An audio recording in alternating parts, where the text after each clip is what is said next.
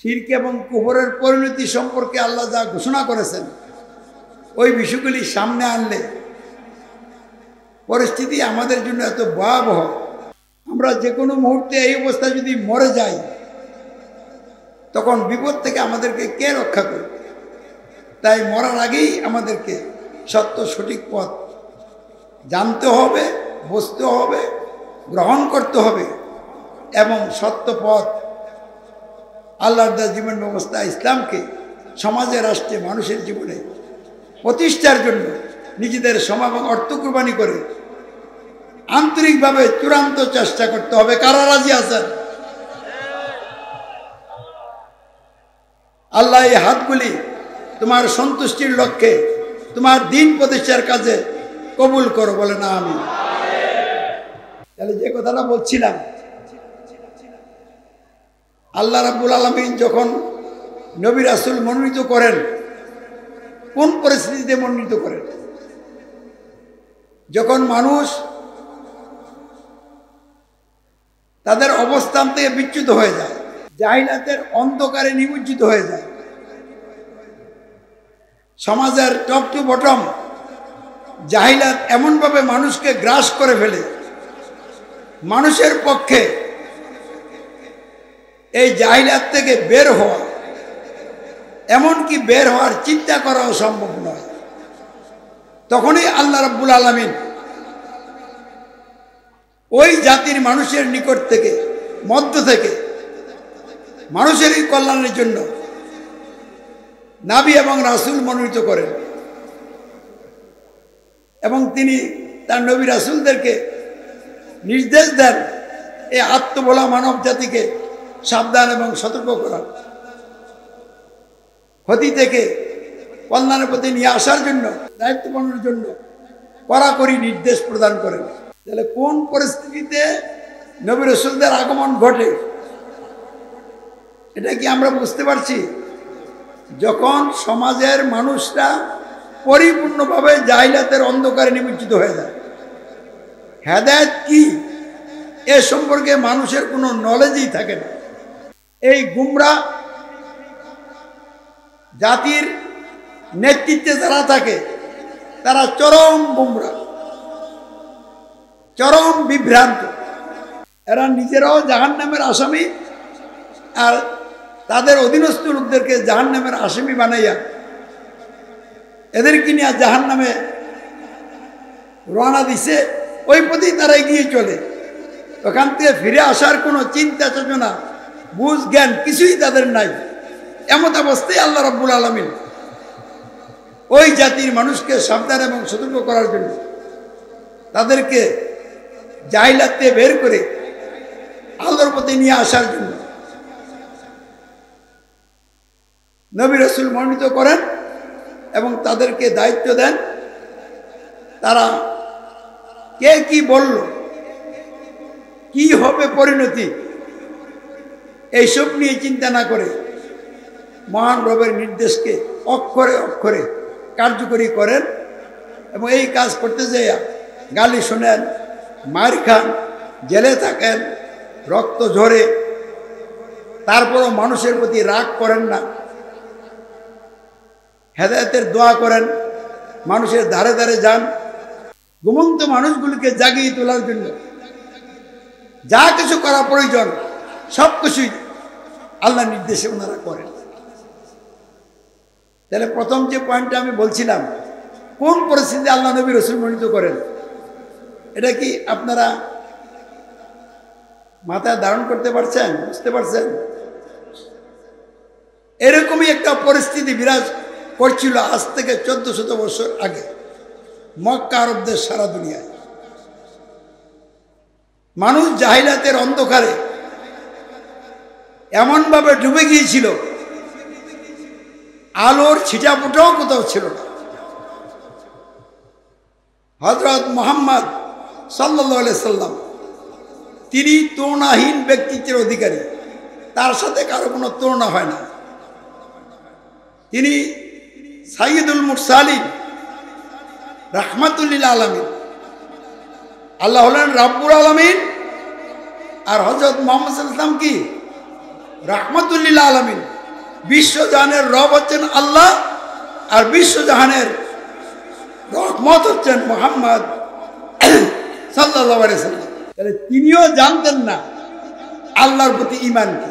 তিনি ভালো কাজ করতেন, যার কারণে আবু জেহেল, গংরা এবং বিভিন্ন গোত্রের নেতৃস্থানীয় লোকেরা এবং তাদের অনুসারীরা সকলে মিলেই তাকে টাইটেল দিয়েছিলেন, উপাধি দিয়েছিলেন আল আমিন আস-সাদিক। একমাত্র বিশ্বাসী এবং সত্যবাদী লোক থাকলে একজনই আছে, সে কি? মুহাম্মদ সাল্লাল্লাহু আলাইহি ওয়াসাল্লাম। তো মুহাম্মদ সাল্লাল্লাহু আলাইহি ওয়াসাল্লাম নিজেই সঠিক পথটা কি জানতেন না। এটা আমি বলছি না, আল্লাহ নিজে বলছেন, ওয়াজাদাকা দাল্লান ফাহাদা। আপনি ছিলেন পথ অনভিজ্ঞ, মানে সঠিক পথ সম্পর্কে আপনার জ্ঞান ছিল না। আমি আপনাকে কি করছি? সঠিক পথ প্রদর্শন করেছি। এর বাস্তবতা কি? উনি 40 বছর পর্যন্ত সমাজে তো ছিলেন। ওই আসার আগে যদি আমরা 10 বছরকে মাইনাস করি তাহলে কত বছর হয়? 30 বছর। এখন এই 30 থেকে যদি 5 বছর মাইনাস করি তাহলে হয় কত? 25 বছর। তাহলে কমপক্ষে তিনি 25 বছর মানুষের জীবন থেকে অশান্তি দূর করে শান্তি আনার জন্য নিজের মেধাবুদ্ধির আলোকে চূড়ান্ত চেষ্টা করেছেন। কিন্তু একদিনও তিনি লোকদেরকে বলেন নাই, ইয়া আইয়ুহান নাস আমিনু বিরাব্বিকুম, ইয়া আইয়ুহান নাস কুলু লা ইলাহা ইল্লাল্লাহু তুফলিহু, ইয়া আইয়ুহান নাস ফাত্তাকুল্লাহা ওয়া আতিউন। এই কথাগুলি তিনি বলেন নাই। তাহলে তিনি যদি এই কথাগুলি নবুয়ত পাওয়ার আগেই জানতেন, বুঝতেন, তাহলে অবশ্যই তিনি এই কথাগুলি বলতেন। তাহলে তুলনাহীন ব্যক্তিত্বের অধিকারী রাহমাতুল লিল আলামিন সাইয়্যিদুল মুরসালিন হযরত মুহাম্মদ সাল্লাল্লাহু আলাইহি ওয়াসাল্লাম সঠিক পথ জানতেন না। তাহলে আর কেউ জানতেন? ঠিক এই অবস্থায় আজ থেকে 1400 বছর আগে 610 খ্রিস্টাব্দে মক্কা নগরীর হেরা পর্বতের গুহায় পবিত্র রমজান মাসের কদরের রাত্রিতে আল্লাহর পক্ষ থেকে ওহী নাজিলের মাধ্যমে তার নবুয়ত এবং রিসালাতের ঘোষণা স্বয়ং আল্লাহ রাব্বুল আলামিন করলেন। বলুন আলহামদুলিল্লাহ। তার উপরে ওহী আসলো, ইকরা বিসমি রাব্বিকাল্লাযী খালাক, খালাকাল ইনসানা মিন আলাক, ইকরা ওয়া রাব্বুকাল আকরাম আল্লাযী আল্লামা বিল কলম আল্লামাল ইনসানা মা লাম ইয়ালাম। পড়ো তোমার রবের নামে, যিনি সৃষ্টি করেছেন, সবকিছু যিনি সৃষ্টি করেছেন সেই সৃষ্টিকর্তা রবের নামে পড়ো, যিনি মানুষকে সৃষ্টি করেছেন জমাট বাঁধা রক্তের এক পিণ্ড হতে, শুক্রকীট এবং ডিম্বকোষের মিলন থেকে। পড়ো আর তোমার রব বড়ই অনুগ্রহশীল, যিনি কলমের সাহায্যে জ্ঞান শিক্ষা দিয়েছেন, যিনি মানুষকে এমন জ্ঞান শিক্ষা দিয়েছেন যা সে জানত না। এই 5 আয়াতের মাধ্যমে আল্লাহ রাব্বুল আলামিন সর্বপ্রথম তার নিজের পরিচয় দিলেন রব দিয়ে, এবং জানিয়ে দিলেন মানুষ হীন এবং নগণ্য একটা কিছু থেকে সৃষ্টি হয়েছে। এর থেকে বোঝা যায় মানুষ যত বড়ই হোক, তার মেধা বুদ্ধির যোগ্যতা যত বেশি হোক, সে তার যোগ্যতা বলে দেশের নেতা, বিশ্বের নেতাও যদি হয়ে যায়, তারপরও সে রব না। রব হচ্ছেন সৃষ্টিকর্তা, আর মানুষ হচ্ছে সেই রবের গোলাম এবং তার প্রতিনিধি। এটাই মূলত মানুষের সঠিক অবস্থান।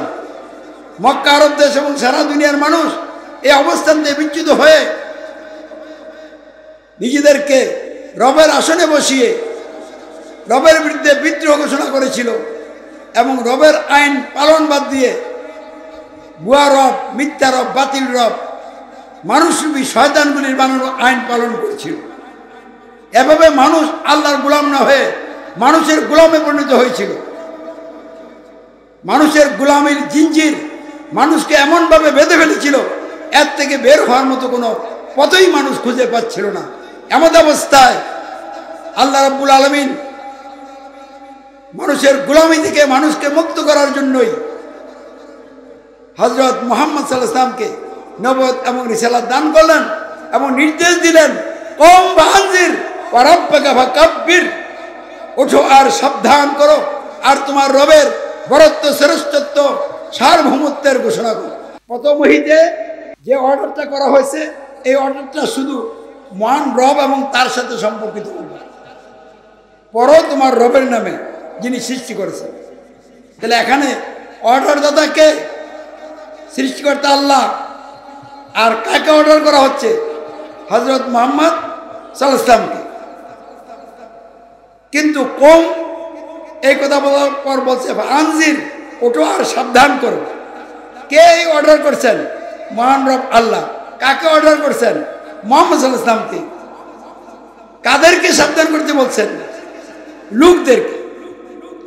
তাহলে এটা হলো সমাজে যাওয়ার নির্দেশ। কোরআন বহু মানুষ পড়ে, কিন্তু কোন অর্ডারটা কিভাবে কেন করা হচ্ছে এগুলি কিন্তু অনেকেই ভালো করে বোঝে না। তাহলে ফানজির এই অর্ডারের মধ্যে তিনটা বিষয় জড়িত হচ্ছে, স্বয়ং আল্লাহ এবং মুহাম্মদ এবং জনগণ, মানুষ। তাহলে এই অর্ডার পাওয়ার পরে আল্লাহ রসুল কি আর ঘরে বসে থাকতে পারেন? তিনি অবশ্যই মাঠে নেমেছিলেন এবং বাস্তবতা হলো তার নবতী জীবনের 23 বছর। আমরা এই 23 বছরে তার জীবনের ইতিহাসকে সামনে আনলে কি দেখতে পাই? তিনি কত যে চেষ্টা করেছেন মানবতার কল্যাণের জন্য। তিনি কম ঘুমাইয়েছেন, কম খেয়েছেন, উপবাস থেকেছেন, মানুষের কল্যাণে কাজ করেছেন। সম্মানিত উপস্থিতি, তাহলে যে পরিস্থিতিতে আল্লাহ রাব্বুল আলামিন হযরত মুহাম্মদ সাল্লামকে নবুয়ত রিসালাত দিলেন এবং অর্ডার দিলেন কম ফানজির ওয়া রাব্বাকা ফাকাব্বির, সে সময় মক্কা আরব দেশ সারা পৃথিবীতে সার্বভৌমত্ব, আইন বিধান, কর্তৃত্ব আল্লাহর প্রতিষ্ঠিত ছিল না। প্রতিষ্ঠিত ছিল কার? মানুষের। আকাশে আল্লাহর সার্বভৌমত্ব প্রতিষ্ঠিত সবসময় আছে এবং থাকবে, কিন্তু মানুষের সমাজ এবং রাষ্ট্রকরণ পরিচালনায়, এক কথা জান মাল ব্যবহার করার জায়গাটায় মক্কা আরব দেশ পৃথিবীর কোথাও আল্লাহর সার্বভৌমত্ব, আইন বিধান, কর্তৃত্ব প্রতিষ্ঠিত ছিল না। ফলে আল্লাহর আইন বিধানের আনুগত্যের মাধ্যমে আল্লাহর দাসত্ব প্রতিষ্ঠিত ছিল এবং বাস্তবে আল্লাহর মনোনীত নেতা নবী রাসূলদের নেতৃত্বের আনুগত্য প্রতিষ্ঠিত ছিল না। ছিল কি? মানুষের সার্বভৌমত্ব, আইন বিধান, কর্তৃত্ব প্রতিষ্ঠিত ছিল। ছিল কি? মানুষের মন গড়া আইন বিধানের আনুগত্য প্রতিষ্ঠিত ছিল, মানুষের দাসত্ব প্রতিষ্ঠিত ছিল। আর কি ছিল? মানুষের মন গড়া আইন বিধান দিয়ে যারা নেতা নেত্রী, যারা অবৈধ দখলদার, আযাব গজবের নেতা, আল্লাহর সার্বভৌমত্ব, আইন বিধান, কর্তৃত্বের সীমা লঙ্ঘনকারী নেতা, তাগুত, এই নেতাদের আনুগত্য প্রতিষ্ঠিত ছিল। তাহলে আল্লাহর সার্বভৌমত্ব, আইন বিধান, কর্তৃত্বের পরিবর্তে প্রতিষ্ঠিত ছিল মানুষের সার্বভৌমত্ব, আইন বিধান, কর্তৃত্ব। আল্লাহর আইন বিধানের আনুগত্যের পরিবর্তে, আল্লাহর দাসত্বের পরিবর্তে প্রতিষ্ঠিত ছিল মানুষের মন গড়া আইন বিধানের আনুগত্য, মানুষের দাসত্ব। আল্লাহর নবী রাসূলদের আনুগত্যের পরিবর্তে প্রতিষ্ঠিত ছিল মানুষের আইন বিধানের ধারক বাহক নেতা নেত্রীদের আনুগত্য। আল্লাহর সার্বভৌমত্বের ভিত্তিতে নেতৃত্ব দানকারী হক নেতার নেতৃত্বে আনুগত্যের পরিবর্তে মানুষের সার্বভৌমত্বের ধারক বাহক বাতিল নেতা নেত্রীদের আনুগত্য প্রতিষ্ঠিত ছিল। আর এই কারণে মহান রবের রাগ প্রতিনিয়ত তাদের প্রতি বৃদ্ধি পাচ্ছিল। আর রাগের ফলশ্রুতিতে অতিবৃষ্টি, অনাবৃষ্টি, শিলাবৃষ্টি, ঘূর্ণিঝড়, জলোচ্ছ্বাস, ভূমিকম্প, ভূমিধস, দাবানল, এবং মানুষে মানুষে অর্থ সম্পদের মোহ নিয়ে, টাকা পয়সা নিয়ে, ক্ষমতা এবং আধিপত্য বিস্তার নিয়ে সংঘাত এবং সংঘর্ষ দিন দিন বেড়েই চলছে। এগুলি মূলত ছিল আল্লাহ রাব্বুল আলামিনের আযাব আর গজবেরই অংশ বিশেষ। এগুলি কেন ছিল? যদি আমি এই প্রশ্নটা আপনাদেরকে করি, তাহলে আপনারা কি উত্তর দিবেন? আমি যেভাবে চাই এইভাবে হয়তো আপনারা উত্তর দিতে পারবেন না, কিন্তু বিষয় বুঝলে নিজেদের মতো করে উত্তর দিতে পারবেন। কিন্তু নিজেদের মতো করে উত্তর দিয়ে লাভ নাই। উত্তরটা জ্ঞানের ভিত্তিতে যথাযথ হওয়া দরকার। তাহলে এক নম্বরেই বলতে হবে, কি বলবেন? আল্লাহর সার্বভৌমত্ব আইন বিধান কর্তৃত্বের পরিবর্তে মানুষের সমাজ রাষ্ট্রে ব্যবহারিক জীবনে মানুষের সার্বভৌমত্ব আইন বিধান কর্তৃত্ব প্রতিষ্ঠিত ছিল। দুই নম্বরে আল্লাহর আইন বিধানের আনুগত্য, তারই দাসত্বের পরিবর্তে মানুষের মন আইন বিধান আনুগত্য এবং মানুষের দাসত্ব প্রতিষ্ঠিত ছিল। তিন নম্বরে আল্লাহর সার্বভৌমত্বের ভিত্তিতে তার আইন বিধানের প্রতিনিধিত্বকারী নেতার আইন বিধান কর্তৃত্বের ভিত্তি করে নিজেদের জীবনকে ধ্বংস করে দিচ্ছে। এদেরকে সাবধান সতর্ক করতে হবে, জানিয়ে দিতে হবে এ দুনিয়াটা কোনো মগের মুলুক নয়। একজন মহান মালিক আছেন, সৃষ্টিকর্তা আল্লাহ হচ্ছেন সার্বভৌম মালিক। তোমরা সেই মালিককে ভুলে গিয়েছ। মালিকের বিধান বাদ দিয়ে তোমরা নিজেরা তোমাদের মন করা থিওরি অনুযায়ী জীবনযাপন করছো। তোমাদের দুনিয়ার জীবনে চরম অশান্তি দেখা দিয়েছে এইসব কারণে, আর তোমাদের অনন্তসীম পরকালের জীবন ধ্বংস হয়ে যাচ্ছে। এই কথাটা তাদেরকে জানাতে হবে। এটা জানালেই তাদেরকে আপনি কি করলেন? সাবধান এবং সতর্ক করলেন। আর একটু ডাইরেক্ট বলতে হবে। সাবধান সতর্কটা কি এটা বুঝেছেন। ডাইরেক্ট বলতে হবে, তোমরা যে তোমাদের সমাজ রাষ্ট্র পরিচালনায় মানুষকে ক্ষমতার মালিক, আইন বিধানদাতা, শাসনকর্তা গ্রহণ করেছ, মেনে নিয়েছ, এটা চরম অপরাধ করছে। এটা মহাশিরক, শিরকে আকবার, ক্ষমার অযোগ্য মহাপরাধ। আর এই শিরকে লিপ্ত হওয়ার কারণে তোমরা মহান রবের সার্বভৌমত্ব আইন বিধান কর্তৃত্ব অমান্য করেছ, যেটা হলো মহাকুফর। তাহলে তোমরা একদিকে মহান রবের সাথে কুফরি করছো, আরেকদিকে মহান রবের সাথে শিরক করছো, চরম অপরাধে লিপ্ত হয়েছে। এই কথাটা তাদেরকে জানাই কি করতে হবে? সতর্ক করতে হবে। এবং সাথে সাথে এটাও বলতে হবে, তোমরা মানুষের দাসত্ব আনুগত্য, গারুলের উপাসনা করার মাধ্যমে নিজেদের জীবনে ক্ষতি ডেকে আনছো। মানুষের তৈরি আইন বিধানের ভিত্তিতে ন্যায্য দানকারী নেতাদের অনুসরণের মাধ্যমে তোমরা দুনিয়ার জীবনেও বিপদে পড়ছো, আর আখিরাতের জীবনেও মহাবিপদে পড়বে। এইটা জানাইয়া দেওয়ার নাম হলো তাদেরকে কি করা? সাবধান এবং সতর্ক করা। তো সাবধান এবং সতর্ক করলেই দায়িত্ব শেষ নয়, সাথে সাথে ওয়ারাব্বাকা ফাকাব্বির, তোমার রবের বরত্ব, শ্রেষ্ঠত্ব, সার্বভৌমত্ব ঘোষণা করো, অর্থাৎ প্রতিষ্ঠা করো। কেন ঘোষণা মানে শুধু ঘোষণা নয়, প্রতিষ্ঠা করার কথা বলা হয়েছে। তো যেই বিষয়টা আপনি প্রতিষ্ঠা করবেন, যদি নিজে এটার ঘোষণাই না দিতে পারেন তো প্রতিষ্ঠা করবেন কি? আমাদের দেশের বর্তমান বিশ্বের মুসলিম পরিচয় দানকারী লোকদের মধ্যে যারা ইসলাম প্রতিষ্ঠার নামে গণতন্ত্রের অধীনে জুটব নির্বাচন করেন, উগ্রবাদ জঙ্গিবাদ লালন করেন, তারা আসলে ভীত এবং কাপুরুষ। তারা মানুষের সার্বভৌমত্বের বিরুদ্ধে বিদ্রোহ করার সাহস তো নাই, ওই ইচ্ছা তো নেই না। এই জন্য তারা এগুলিকে হ্যাকমত বলে, কৌশল বলে। আসলে এটা হ্যাকমতও না, কৌশলও না, এটা যদি বলতে পারেন অপকৌশল। ইব্রাহিম ও খলিলুল্লাহ যখন তিনি নমরুদের শাসন এবং শোষণের বিরুদ্ধে বিদ্রোহ করলেন, এক পর্যায়ে যখন তিনি জাতির বিবেকের উপরে আঘাত করার জন্য, তাদেরকে জাগিয়ে তোলার জন্য সকল মূর্তিগুলিকে ভেঙে বড়টার গাঢ় কুড়াল চড়ালেন, তখন তারা আর সহ্য করতে পারল না। সকলে মিলে তাকে আগুনে পুড়িয়ে মারার সিদ্ধান্ত করে অগ্নিকুণ্ড বানিয়ে আগুনে ফেলেই দিল। তিনি কিন্তু আগুনতে বাঁচার জন্য কোনো এই তথাকথিত ইসলামী দলগুলির অনুকরণে কোনো অপকৌশল করেন নাই। তিনি ডাইরেক্ট আগুনে পড়ে গেছেন। কি কথা বুঝছেন? এইটা হিকমত। বাতিল যখন চতুর্দিক থেকে আপনাকে ঘেরাও করবে, মাথা উঁচু করে আল্লাহ আকবার ধ্বনি দিয়ে আল্লাহর দিকে রুজু হয়ে যাওয়া হলো হিকমত।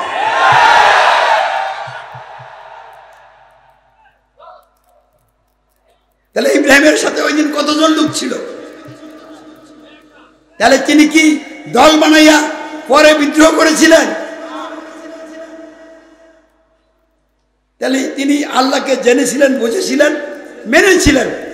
এই জন্য তিনি আল্লাহর উপর ভরসা করে আল্লাহর জন্য আগুনে পড়ে গেছেন। তাহলে আজকের এই দিনে আল্লাহর জন্য আগুনে পড়তে কারা রাজি আছে? এরকম লোক দরকার ইসলাম প্রতিষ্ঠার জন্য। কোন ওয়াজ বক্তৃতা দিয়ে ইসলাম কায়েম হবে না। জাহিলাতের মুখোমুখি হতে হবে। বিশ্ব জাহিলাতকে পরোয়া না করে আল্লাহর উপর ভরসা করে সকলের কল্যাণের জন্য জানমাল কুরবান করে এগিয়ে যেতে হবে। সম্মানিত উপস্থিতি, প্রিয় বন্ধুগণ, তাহলে কোন পরিস্থিতিতে হযরত মুহাম্মদ সাল্লাল্লাহু আলাইহি ওয়াসাল্লাম এবং আল্লাহর অন্যান্য নবী রাসূলগণ মাঠে নেমেছিলেন? তখন কি মাঠ তাদের অনুকূলে ছিল? সম্পূর্ণ প্রতিকূল ছিল মাঠ। তো প্রতিকূল মাঠে তারা নেমে পড়েছিলেন আল্লাহর উপর ভরসা করে, ঈমান নিয়ে, না অন্য কোনো শক্তি নিয়ে নামছিলেন? তাহলে সুপার পাওয়ার আল্লাহ সার্বভৌম ক্ষমতার মালিক, যার একটা ইঙ্গিতের মোকাবেলা কারো পক্ষে করা সম্ভব নয়।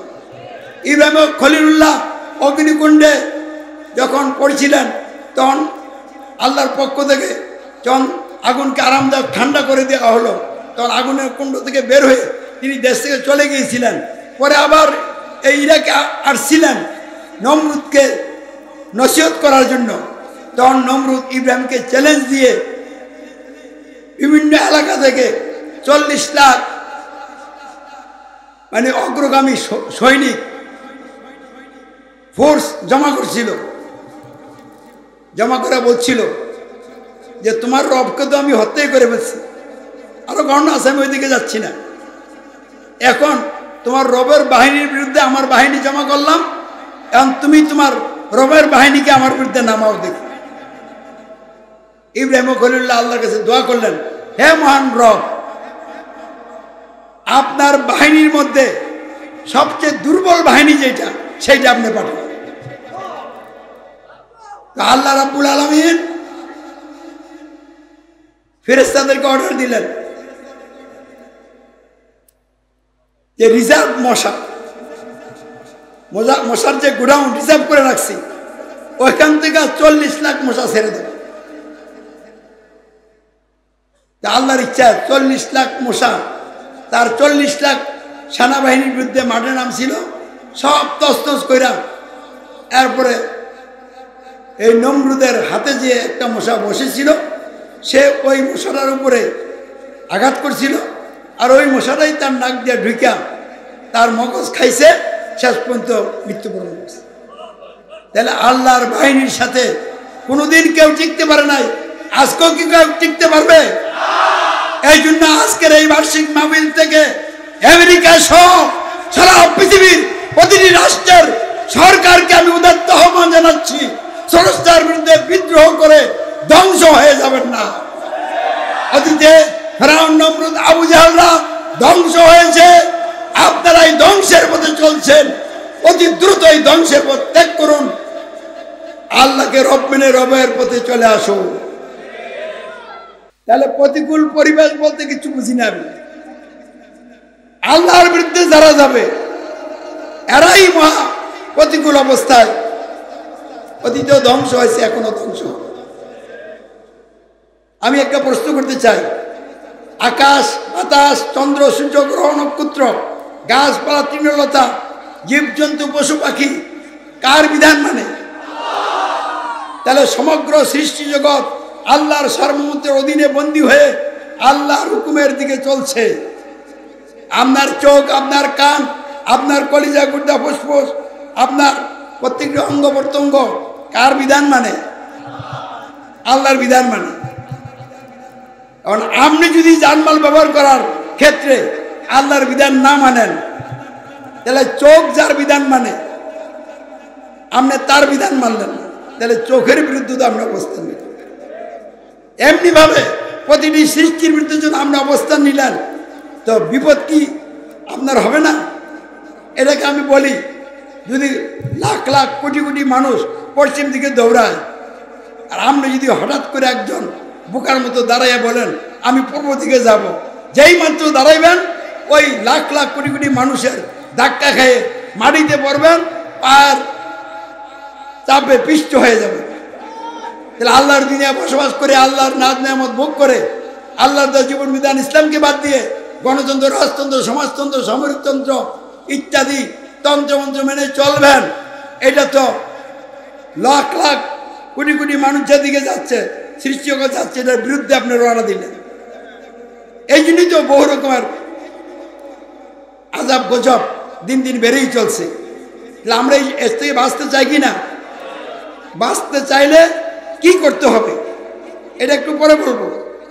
দিন প্রতিষ্ঠার আন্দোলনের কার্যক্রমকে বাধাগ্রস্ত করার জন্য, প্রতিরোধ করার জন্য যতই চেষ্টা হয়েছিল, তিনি কোনো চেষ্টারই পাত্তা দেন নাই, পরোয়া করেন নাই। কারণ আল্লাহ রাব্বুল আলামিন পবিত্র আল কোরআনে বলেন, ওয়াল্লাযী আরসালা রাসূলাহু বিল হুদা ওয়া দীনিল হাক্কি লিইয়ুযহিরাহু আলাদ-দীনি কুল্লিহি ওয়ালাউ কারিহাল মুশরিকুন। তিনি সেই সত্তা যিনি তার রাসূলকে হুদা, পথ নির্দেশ এবং সত্য দিন দিয়ে পাঠিয়েছেন, যাতে করে অন্য সকল দিনের উপরে এই সত্য দিনকে বিজয়ী করে দেন। আর এই জন্য মুশরিকগণ অর্থাৎ বাতিল দিনের ধারক বাহক অনুসারীগণ যতই অপছন্দ করুক না কেন, যতই বিরোধিতা করুক না কেন, এসব বিরোধিতার তোয়াক্কা না করেই আল্লাহর নির্দেশ অক্ষরে অক্ষরে পালন করে হযরত মুহাম্মদ সাল্লাল্লাহু আলাইহি ওয়াসাল্লাম দিনকে বিজয়ী করেছিলেন। বলুন আলহামদুলিল্লাহ। তিনি কিভাবে দিনকে বিজয়ী করেছিলেন? তিনি নিজেই ঘোষণা করেছিলেন, আল্লাহু আকবার, ওয়া রাব্বাকা ফাকাব্বির ছিল আল্লাহর নির্দেশ। আর এই নির্দেশ পেয়ে আল্লাহ রসুল ঘোষণা করেছিলেন আল্লাহু আকবার। বরত্ব, শ্রেষ্ঠত্ব, সার্বভৌমত্ব একমাত্র আল্লাহর, অর্থাৎ আল্লাহই সার্বভৌমত্বের একমাত্র মালিক। এই ঘোষণা দিয়ে তিনি মানব জাতিকে সাবধান এবং সতর্ক করার লক্ষ্যে মানুষের জীবন থেকে শিরক কুফর দূর করে তাওহীদের ভিত্তিতে একটি সমাজ রাষ্ট্র গঠন করেছিলেন। এবং এই কাজ করতে গিয়ে তার সর্বপ্রথম দাওয়াত ছিল, হে লোক সকল, তোমরা তোমাদের রবের প্রতি ঈমান আনো। হে লোক সকল, তোমরা আল্লাহকে একমাত্র ইলাহ গ্রহণ করো, আর আমি আল্লাহর রসুল, তোমরা আমার আনুগত্য করো, আমার ইত্তেবা করো। আমাদের মাতৃভাষায় বাংলা ভাষায় সহজ সরলভাবে বললে একথার অর্থ এটা দাঁড়ায়, হে লোক সকল, তোমরা তোমাদের স্বাধীন জীবনে জানমাল ব্যবহার করার জায়গায়, সমাজ রাষ্ট্র গঠন পরিচালনার জায়গায় মানুষকে ক্ষমতার মালিক, আইন বিধানদাতা, শাসনকর্তা ত্যাগ করো, অমান্য করো, স্বীকার করো। সমাজ ও রাষ্ট্র সহ জীবনের সকল ক্ষেত্রে আল্লাহকে একমাত্র সকল ক্ষমতার মালিক, আইন বিধানদাতা, নিরঙ্কুশ শাসনকর্তা গ্রহণ করো এবং এর ঘোষণা দাও রব্বুন আল্লাহ, আল্লাহু আকবার। দ্বিতীয় তার যে দাওয়াত ছিল আমাদের মাতৃভাষা বাংলা ভাষায়, তার এই দাওয়াতের অর্থ এবং তাৎপর্য হলো, হে লোক সকল, তোমরা মানুষের মন করা আইন বিধানের আনুগত্য, মানুষের দাসত্ব, গায়রুল্লাহর উপাসনা ত্যাগ করো, অস্বীকার করো এবং সমাজ রাষ্ট্র সহ জীবনের সকল ক্ষেত্রে দাসত্ব, আইনের আনুগত্য, উপাসনা একমাত্র আল্লাহর গ্রহণ করো এবং এর সাক্ষ্য অঙ্গীকার দাও আশহাদু আল্লাহ ইলাহা ইল্লাল্লাহ। এবং তার তৃতীয় দাওয়াতের অর্থ ছিল, হে লোক সকল, তোমরা যাদেরকে নেতা মেনে যাদের আনুগত্য করে চলছ, তারা তো আল্লাহর সার্বভৌমত্বের, তার আইন বিধানের, তার শাসন কর্তৃত্বের সীমালঙ্ঘনকারী নেতা। তাদের আনুগত্য, অনুকরণ তোমরা ত্যাগ করো, অস্বীকার করো। সমাজ রাষ্ট্র সহ জীবনের সকল ক্ষেত্রে আমাকে আল্লাহ রসুল শর্তহীন আনুগত্য পাওয়ার অধিকারী একমাত্র নেতা গ্রহণ করে আমার শর্তহীন আনুগত্য, অনুকরণ করে তোমরা জীবনযাপন করো এবং এর সাক্ষ্য অঙ্গীকার দাও আশহাদু আন্না মুহাম্মাদার রাসূলুল্লাহ সাল্লাল্লাহু আলাইহি ওয়াসাল্লাম। তার এই দাওয়াতে সাড়া দিয়ে তার সঙ্গী যারা হয়েছিলেন সাহাবায়ে কেরাম, তাদেরও ঘোষণা ছিল রাব্বুনা আল্লাহ, আল্লাহু আকবার, আশহাদু আল্লা ইলাহা ইল্লাল্লাহ, আশহাদু আন্না মুহাম্মাদার রাসূলুল্লাহ। এবং তাদেরও দাওয়াত ছিল সকল রব ত্যাগ করে আল্লাহকে একমাত্র রব গ্রহণ করে তার প্রতি ঈমান আনার, সকল বাতিল ইলাহ ত্যাগ করে একমাত্র আল্লাহকেই প্রকৃত ইলাহ গ্রহণ করে আশহাদু আল্লা ইলাহা ইল্লাল্লাহ সাক্ষ্য অঙ্গীকার করার এবং সকল বাতিল নেতার আনুগত্য ত্যাগ করে অনুকরণ বাদ দিয়ে হযরত মুহাম্মদ সাল্লাল্লাহু আলাইহি ওয়াসাল্লামকে একমাত্র শর্তহীন আনুগত্য পাওয়ার অধিকারী নেতা গ্রহণ করে তার শর্তহীন আনুগত্য আশহাদু আন্না মুহাম্মাদ রাসূলুল্লাহ সাক্ষ্য অঙ্গীকার করারই দাওয়াত ছিল। তিনি এবং তার সাহাবীগণ এভাবে যখন লোকদেরকে সাবধান এবং সতর্ক করে করে দাওয়াত দিতে থাকলেন, তখন ওই জাহেলি সমাজ ভেঙ্গে আবু জাহেল গণদের নেতৃত্বে প্রতিষ্ঠিত সমাজ ভেঙ্গে আল্লাহ রসুল হযরত মুহাম্মদ ইসলামের শর্তহীন আনুগত্যের অধীনে ইমানদারগণের সমাজ গঠন আন্দোলন গড়ে উঠেছিল। আর এই আন্দোলনকে সহ্য করতে না পেরে আবু জাহেল গণরা এবং তাদের অনুসারীরা যত রকমের বাধা বিপত্তি, জেল জুলুম, নির্যাতন রাসূল এবং তার সাহাবীদের উপর করেছিল, ওনারা এগুলিকে হাসি মুখে গ্রহণ করে দাওয়াতি আন্দোলন তীব্র থেকে তীব্রতর করেছিলেন। চূড়ান্ত পর্যায়ে তারা এই আন্দোলনকে সহ্য করতে না পেরে এই আন্দোলনের মূল নেতা আল্লাহর রাসূল হযরত মুহাম্মদ সাল্লাল্লাহু আলাইহি ওয়াসাল্লামের জীবনকে নাশ করার জন্য, তাকে হত্যা করার জন্য সিদ্ধান্ত গ্রহণ করলো এবং টিম গঠন করলো এবং সেই টিমকে হত্যা করার দায়িত্ব দেওয়া হলো। কিন্তু আল্লাহর ইচ্ছায় তিনি মক্কা থেকে হিজরত করে মদিনায় চলে আসলেন, আল্লাহর নির্দেশে চলে আসলেন। মদিনায় আল্লাহর সার্বভৌমত্বের ভিত্তিতে মুসলিম অমুসলিম সকলকে নিয়ে একটি ইসলামী রাষ্ট্র গঠনের ভিত্তিপ্রস্তর স্থাপিত হল। অর্থাৎ ধর্মীয় দিক থেকে ইহুদি সম্প্রদায়ের লোকেরা তাদের ধর্ম করার স্বাধীনতা পাইল, কারণ ধর্ম যার যার, রাষ্ট্র হতে হবে সকলের। তো আল্লাহর বিধানের ভিত্তিতে আল্লাহ রসুল হযরত মুহাম্মদ ইসলামের নেতৃত্বের আনুগত্যে একটি কল্যাণকর রাষ্ট্র প্রতিষ্ঠা লাভ করল। মুসলিম ও মুসলিম সকলেই রাষ্ট্রীয় জীবনে আল্লাহর আইন মেনে চলতে এবং রসুলের শর্তহীন আনুগত্যের অধীনে জীবনযাপন করতে রাজি হয়ে গেল। এভাবে চলতে চলতে 10 বছর একটা পরিপূর্ণ ইসলামী রাষ্ট্র কায়েম হয়ে গেল, বলুন আলহামদুলিল্লাহ। তারপরে আল্লাহ রসুল হযরত মুহাম্মদ সাল্লাল্লাহু আলাইহি ওয়াসাল্লাম আল্লাহর ডাকে সাড়া দিয়ে দুনিয়া থেকে চিরবিদায় গ্রহণ করলেন। দায়িত্ব এসে গেল আবু বকর রাদিয়াল্লাহু তাআলা আনহুর উপর। তিনি দায়িত্ব নিলেন, দায়িত্ব পালন করলেন। তিনি যে রাষ্ট্রের নেতৃত্বে আসলেন এটা ছিল ইসলামী রাষ্ট্র, এটা গণতান্ত্রিক রাষ্ট্র ছিল না। মানবরচিত ব্যবস্থার ভিত্তিতে গঠিত রাষ্ট্র ছিল না। আল্লাহর সার্বভৌমত্বের ভিত্তিতে আল কোরআনকে সংবিধান মেনে রাসূলের নেতৃত্বে পরিপূর্ণ একটি ইসলামী রাষ্ট্র প্রতিষ্ঠা লাভ করেছিল। এই রাষ্ট্রেরই দায়িত্বে আসলেন আবু বকর রাদিয়াল্লাহু তাআলা আনহু, তারপর ওমর রাদিয়াল্লাহু তাআলা আনহু, ওসমান গনি রাদিয়াল্লাহু তাআলা আনহু, আলী রাদিয়াল্লাহু তাআলা আনহু, তারপরে হাসান রাদিয়াল্লাহু তাআলা আনহু। এই সম্মানিত 5 জন নেতার নেতৃত্বে 30 বছর খেলাফত, নবীর তরিকায় প্রতিনিধিত্বমূলক শাসন ব্যবস্থা, আল্লাহর সার্বভৌমত্বের ভিত্তিতে আল্লাহর আইন বিধানের প্রতিনিধিত্বমূলক শাসন ব্যবস্থা প্রতিষ্ঠিত ছিল। অতঃপর ভাঙ্গন দেখা দিল, একের উপর এক ষড়যন্ত্র হয়ে হয়ে শেষ পর্যন্ত ইয়াজিদ রাষ্ট্রীয় নেতৃত্বে আসলো অবৈধভাবে।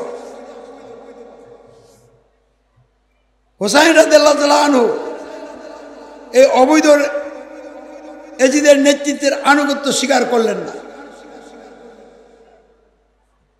তিনি হকের উপরে প্রতিষ্ঠিত থেকে জীবন দিতে রাজি হলেন।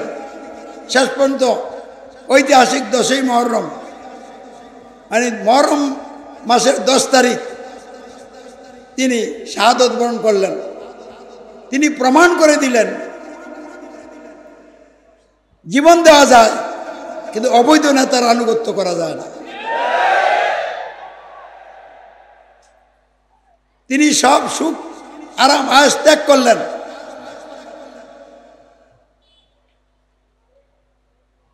জীবন দিলেন, ইতিহাস তৈরি করে গেলেন।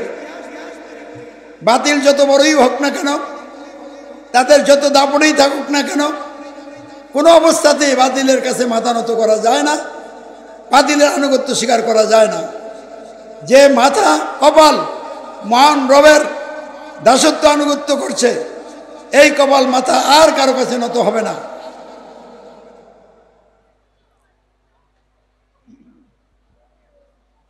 এই যে ঘটনাটা আমরা সকলে জানি, বিভিন্ন রকমের ইতিহাস আছে, ওইদিকে আমি যাচ্ছি না। তো বাস্তবতা হলো ইয়াজিদের নেতৃত্ব ছিল অবৈধ নেতৃত্ব। এটা আমিরে মাবিয়া দিয়ে যদি নিজে দিয়েও থাকেন তাও অবৈধ, অথবা যদি ষড়যন্ত্রের মাধ্যমে ষড়যন্ত্রের শিকার হয়ে ইয়াজিদ ক্ষমতায় এসে থাকে তাও অবৈধ। এবং এখান থেকে রাজতন্ত্রের সূচনা হয়েছে। আল্লাহ রসুল বলছেন, যখন সারা দুনিয়া জাহেলাতের অন্ধকারে ছিল, তখন সারা দুনিয়া নবুয়ত এবং রহমতের মাধ্যমে আলোর দিকে চলে আসলো, মানুষ আলোকিত হতে থাকলো, নবুয়ত এবং রহমতের ধারা চলল। এটা কতদিন চলবে? আল্লাহ রসুল বলছিলেন, আল্লাহ যতদিন চান। আল্লাহ যতদিন চেয়েছেন ততদিন চলেছিল। কত বছর? 23 বছর। তারপরে কি হবে? আল্লাহ রসুল বলছেন, খিলাফত আলাম মিনহাজিন নবুয়া, নবীর পন্থায় খিলাফত চলবে। কত বছর চলবে? রাসূল বলেছিলেন 30 বছর চলবে। তা আমরা হিসাব নিকাশ করে দেখেছি, আবু বকর, ওমর, ওসমান, আলী রাদিয়াল্লাহু তাআলা আনহুম এই 4 জনের 29.5 বছর এবং হাসান রাদিয়াল্লাহু তাআলা আনহুর 6 মাস, এ হলো খিলাফতের সময়কাল। এরপরে যা কিছু হয়েছে ওগুলিকে খিলাফত বলা যায় না। আর ইজিদ থেকে যা শুরু হয়েছে, এটা তো দুষ্ট রাজতন্ত্রের খেলা শুরু হয়েছে। কত হক গ্রহণকারী লোকদেরকে, হক পথে যারা চলতো তাদেরকে হত্যা করা হয়েছে, নারীদেরকে ধর্ষণ করা হয়েছে। ইতিহাস থেকে এটাও পাওয়া যায়, মদিনায় ইজিদ বাহিনী মুসলিম নর নারীদের উপরে যে জুলুম করেছে, নারীদের উপরে যে ধর্ষণ চালিয়েছিল, 10,000 মহিলা গর্ভবতী হয়েছে।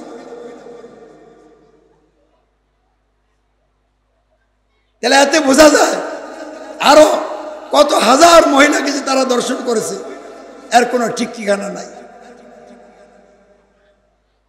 এরপরও যদি কেউ এজিদের পক্ষে বলেন, তার ব্যাপারে আমার আর কিছু বলার নেই। ইয়াজিদের পক্ষে বলার কোনো সুযোগ নাই।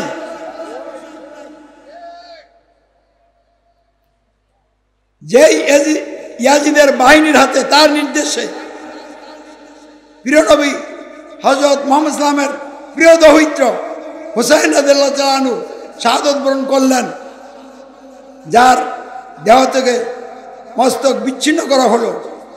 এবং ইতিহাস থেকে যা জানা যায়, এই দেহ থেকে বিচ্ছিন্ন মস্তক যখন এজিদের সামনে হাজির হলো, তখন এই মুখের মধ্যে সে তার লাঠি দিয়ে আঘাত করেছিল। কত বড় নিষ্ঠুর, নির্দয়, মানবতা বিরোধী শয়তান ছিল ইয়াজিদ।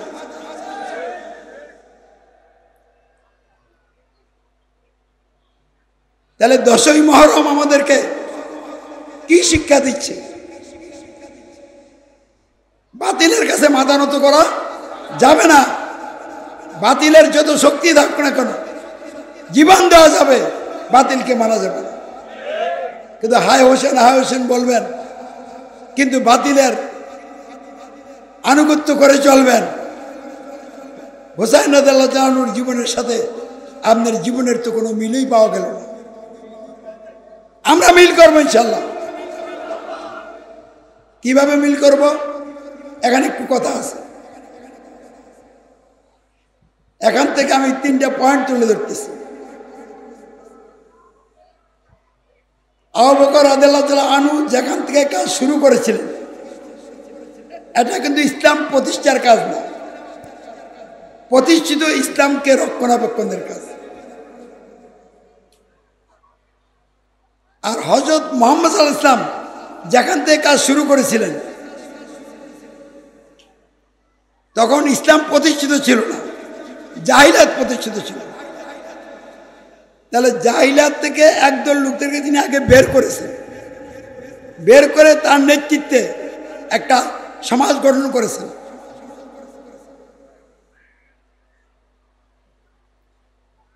এবং একতরফা নির্যাতিত হয়েছেন, কিন্তু মাঠ ছাড়েন নাই, দাওয়াত বন্ধ করেন নাই।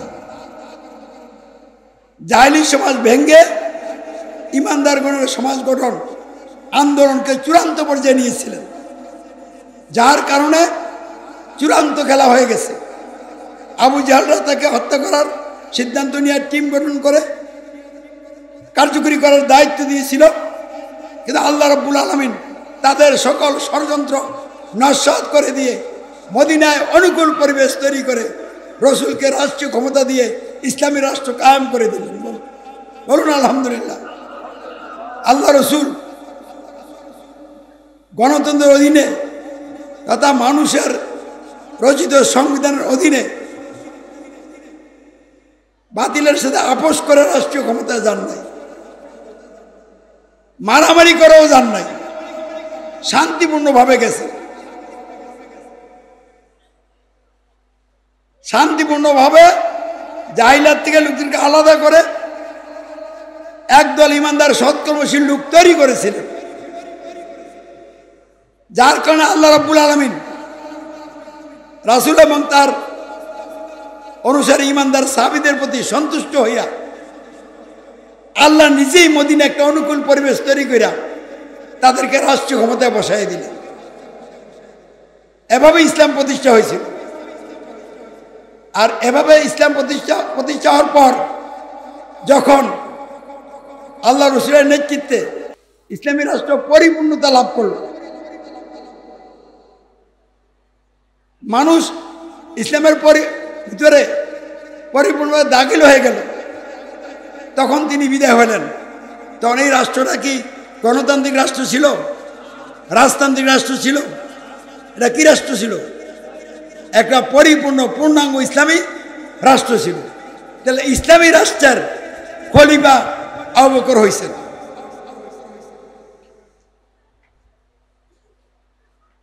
এখন যদি বলেন যে মতামতের ভিত্তিতে খলিফা করা হয়েছে, তাহলে এটা কি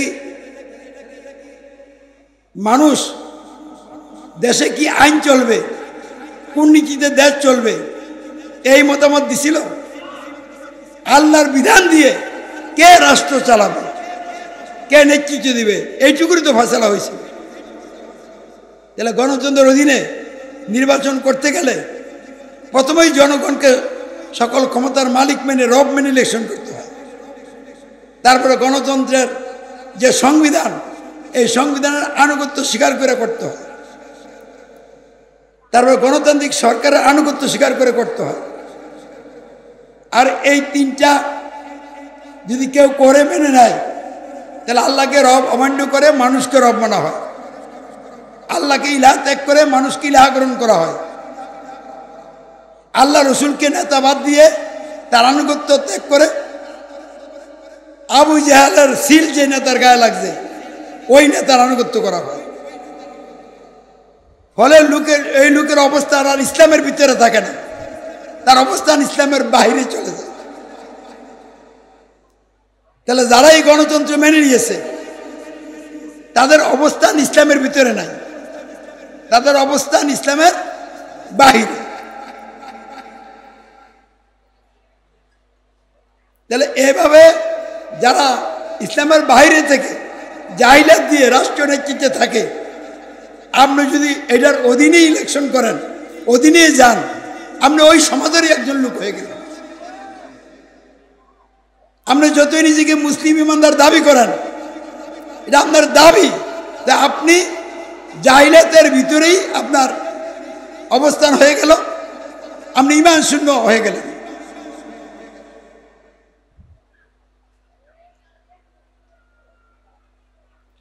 তাহলে এখন যেহেতু পৃথিবীর কোথাও ইসলামী রাষ্ট্র নাই, না আছে কোথাও, তাহলে এখন আপনি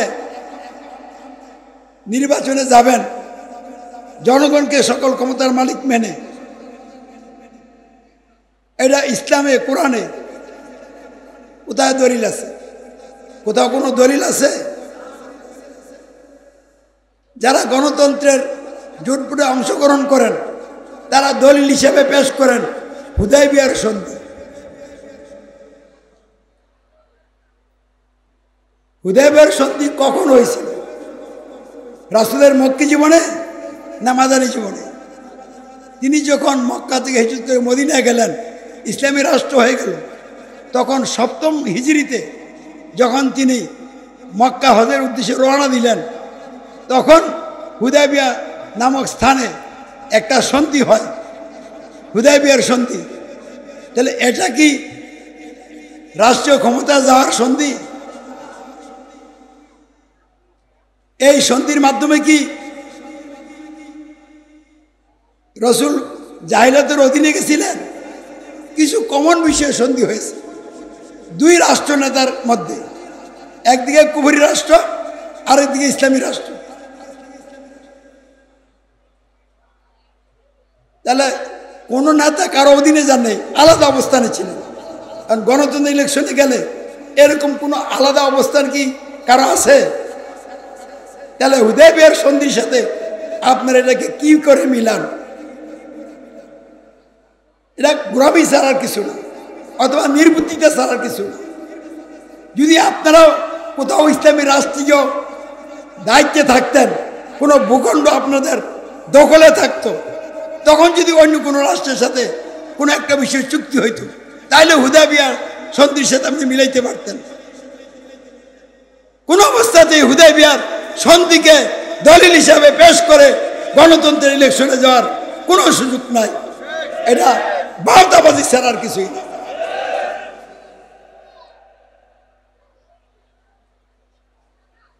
ইসলামী রাষ্ট্র যদি কোথাও থাকে, তখন ওই রাষ্ট্রের যিনি নেতা তার আনুগত্য করা ফরজ, কারণ উনি তো প্রতিষ্ঠিত ইমাম।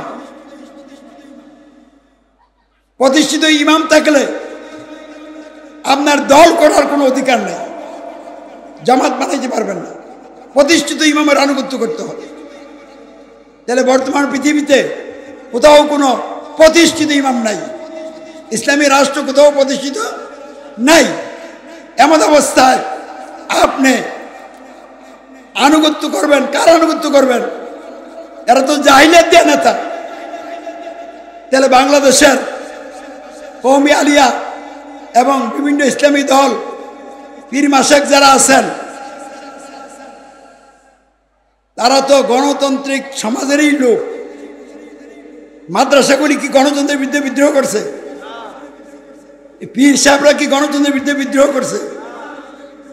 তাহলে তারা যখন যে গণতন্ত্রের প্রধানমন্ত্রী হয় রাষ্ট্র পরিচালনার জায়গায় তাকে প্রধানমন্ত্রী মানে কিনা? তাহলে রাষ্ট্র পরিচালনার জায়গায় যখন তাকে নেতা মানলেন তাহলে রসুলের আনুগত্য করলেন না আবু জাহেলের আনুগত্য করলেন? দল করার পারমিশন আছে গণতন্ত্রে, এই জন্য দল গঠন করছে। দল গঠন করলে তো আপনি আলাদা হয়ে যান নাই, একই সংবিধানের অধীনে আছে।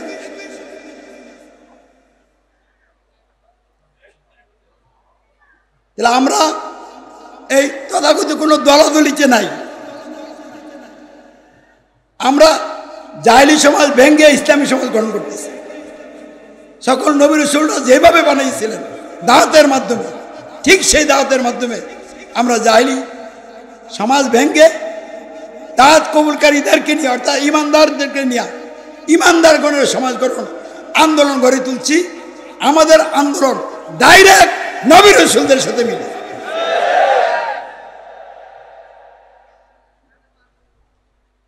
হোসাইনের সাথেও মিলানো যাবে না। কেন মিলানো যাবে না জানেন? হুসাইন রাদিয়াল্লাহু তাআলা আনহু তো এজিদের বিরুদ্ধে সশস্ত্র লড়াই করছেন। উনি ইনিশিয়েটিভ নিয়ে আক্রমণ করে নাই, তো ওনাকে যখন আক্রমণ করছে তিনি মোকাবেলা করছেন। তো এটা করা যায়, কারণ দীর্ঘদিন পর্যন্ত রসুলের নেতৃত্বে প্রতিষ্ঠিত ইসলামী রাষ্ট্র চলে আসতেছে, রাষ্ট্রটা চলমান, এখনো ঘোষণা দিয়া জাহিলাত আসে নাই। এমন অবস্থায় অবৈধ নেতা কোরআনের দোহাই দিয়া কোরআনকে তার সুবিধা মতো ব্যবহার করতেছে, কোরআনকে সংবিধান হিসেবে স্বীকার করে, তো কোরআনের বিধান মোতাবেক চলে না। এমন অবস্থায় রাষ্ট্রীয়ভাবে দেশের মানুষ যখন আল কোরআনকে সংবিধান হিসেবে স্বীকৃতি দিতেছে, মেনে নিয়েছে, তখন তো আপনি ব্যবস্থার বিরুদ্ধে বিদ্রোহ করতে পারছেন না, তখন নেতৃত্বের বিরুদ্ধে বিদ্রোহ করতে হবে। ইসলামী রাষ্ট্র যদি ঘোষিত হয়, এই রাষ্ট্রে যদি একজন নেতা অবৈধভাবে আসে, তখন আপনি এই রাষ্ট্রের বিরুদ্ধে বিদ্রোহ করবেন না, নেতৃত্বের বিরুদ্ধে বিদ্রোহ করবেন। তাহলে হুসাইন রাদিয়াল্লাহু তাআলার বিদ্রোহ ছিল এজিদের নেতৃত্বের বিরুদ্ধে বিদ্রোহ। তাহলে এখানে সাংবিধানিকভাবে হুসাইনের জোর বেশি। ইয়াজিদও বলতেছে কোরআন সুন্নাহকে দলিল হিসেবে পেশ করতেছে, যদিও সে তার মতো করে ব্যবহার করতেছে। তাহলে এখানে উভয়জন কোরআন সুন্নাহকে দলিল হিসেবে গ্রহণ করছে। এখন যে দলিলের পথে চলবে না তার বিরুদ্ধে আন্দোলন কইরা, তাকে সশস্ত্র লড়াই কইরা হটাই দিয়া একজন ভালো নেতা নিয়ে আসবো, তাহলে আমার নীতি ঠিক থাকবে, নীতিটা নষ্ট হবে না। তাহলে হুসাইন রাদিয়াল্লাহু তাআলার বিদ্রোহটা ছিল ওই পর্যায়ের বিদ্রোহ। যদি এরকম কোথাও এই অবস্থা থাকে তাহলে সশস্ত্র লড়াই করা যাবে, কিন্তু বর্তমানে পৃথিবীর কোথাও কোন রাষ্ট্র এই অবস্থায় নেই। আছে? আফগানিস্তান তো ইসলামী রাষ্ট্র হয়ই নাই, এটা তালেবান তন্ত্র কায়েম হয়েছে। আমাদের দেশের নির্বুধ আলেম ওলামারা, পীর মাশায়েখরা এটাকে ইসলামী রাষ্ট্র বলে মনে করে, কারণ ইসলামী রাষ্ট্র ইসলামী পদ্ধতিতে হবে। আফগানিস্তান আমেরিকান পন্থী একটা রাষ্ট্র ছিল, আমেরিকার অধীনে তারা জীবনযাপন করত। তারা তো আমেরিকানপন্থী গভর্নমেন্ট হটাইয়া রাষ্ট্রীয় ক্ষমতা দখলের কোনো কাজ করে নাই। যখন রাশিয়ানপন্থী গভর্নমেন্ট ক্ষমতা আসলো, তখন তারা তাদের রুটি রোজগারে আঘাত হবে, এবং তারা যে ধর্মটাকে লালন করে ওই ধর্মটার উপরে আঘাত হবে, আর হবেই। তারা এই জন্য ফুঁসে উঠেছিল, আর এই সুযোগে আমেরিকা তাদেরকে ব্যবহার করেছে, ব্যবহার করে তাদেরকে ক্ষমতা এনেছে। তাহলে আমেরিকার সহযোগিতায় যারা ক্ষমতা আসে, এটা আবার ইসলামী রাষ্ট্র কবে হলো, কোন দিন হলো? আর ইসলামী রাষ্ট্রের মূল বৈশিষ্ট্য কি? ইসলামের রাষ্ট্রীয় ক্ষমতা বড় নয়, ইসলামের বড় হলো মানুষকে জাহিলাত ত্যাগ করে ইসলাম গ্রহণের দাওয়াত দিতে হবে। আল্লাহ রসুল যখন রাষ্ট্রীয় ক্ষমতা আসছেন তখন বিভিন্ন রাষ্ট্রের ক্ষমতাসীনদেরকে ইমান গ্রহণের কি দিয়েছেন? জাহিলাত ত্যাগ করে ইসলাম গ্রহণের দাওয়াত দিয়েছিলেন কিনা? দাওয়াত কবুল না করলে বলছেন জিজিয়া কর দাও, আর জিজিয়া কর না দিলে বলছেন লড়াই হবে তোমাদের সাথে। তাহলে আফগানিস্তান কি পাকিস্তানকে সরকারে জাহিলাত ত্যাগ করে ইসলাম গ্রহণের দাওয়াত দিছে? চীনকে দাওয়াত দিছে, ইন্ডিয়াকে দাওয়াত দিয়েছে। তারা তাদের রাষ্ট্রীয় ক্ষমতাটাকে বড় মনে করতেছে। আমেরিকার সাথে লিয়াজু করে তারা রাষ্ট্রীয় ক্ষমতা আসছে, কাতারে বসে আমেরিকাকে একটা বৈঠকে তারা মোটামুটি নেগোসিয়েশন করেই তারা ক্ষমতা আসছে। কারণ ওই মোল্লা ওমর আর লাদেন আমেরিকার বিরুদ্ধে বিশ্বব্যাপী যে আন্দোলনের ডাক দিয়েছিল এবং অস্ত্র সশস্ত্র সংগ্রামের কথা বলেছিল, এই ব্যাপারটা তারা নমনীয় হয়ে গেছে তালেবানরা, যে আমরা আর কোনো ভিন্ন রাষ্ট্রের ক্ষমতা নিয়ে মাথা ঘামাবো না, আমরা আমাদের মতো চলবো। এইটুকু নমনীয় হওয়ার কারণে আমেরিকা দেখলো এখন তারা ক্ষমতা থাকলে আমাদের কোনো ঝামেলা নাই, এই জন্য তাদের হাতে আমেরিকা নিজেরাই ক্ষমতা ছেড়ে দিছে। ছেড়ে না দিলে এত তাড়াতাড়ি ক্ষমতা তারা আসতে পারত। আবার চীনের সহযোগিতায় তারা ক্ষমতা আসছে। তাহলে চীনও তো জাহিলি রাষ্ট্র না, আল্লাহর স্পেশাল রহমত দিয়া সাহায্য নিয়ে তারা ক্ষমতা আসে নাই। অতএব এটাকে ইসলামী রাষ্ট্র বলার কোনো সুযোগ নাই। তাহলে পৃথিবীর কোথাও ইসলামী রাষ্ট্র নেই। ইরানকে আপনি ইসলামী রাষ্ট্র বলবেন? নামটাই তো বল ভুল, ইসলামী প্রজাতন্ত্র ইরান। এটা কি কোনো ইসলামী রাষ্ট্রের নাম হইতে পারে? এরপরে তারা যে কত ফেরকা আছে এগুলি আর বলতে চাচ্ছি না আমি। এরাও তো জাতিসংঘের আন্ডার একটা রাষ্ট্র। ইরান কি জাতিসংঘের অধীন একটা রাষ্ট্র না? যে কোনো ইসলামী রাষ্ট্র যেখানেই হবে জাতিসংঘের অধীনে তারা যাবে না। জাতিসংঘের সাথে চুক্তি হতে পারে, সন্ধি হতে পারে, কিন্তু তার আন্ডারে যাবে না। আমরা যদি পৃথিবীর কোথাও আল্লাহর ইচ্ছায় রাষ্ট্রীয় ক্ষমতা আসতে পারি তো সারা পৃথিবী একদিকে, আমরা আল্লাহকে সাথে নিয়ে থাকবো আল্লাহর দিকে।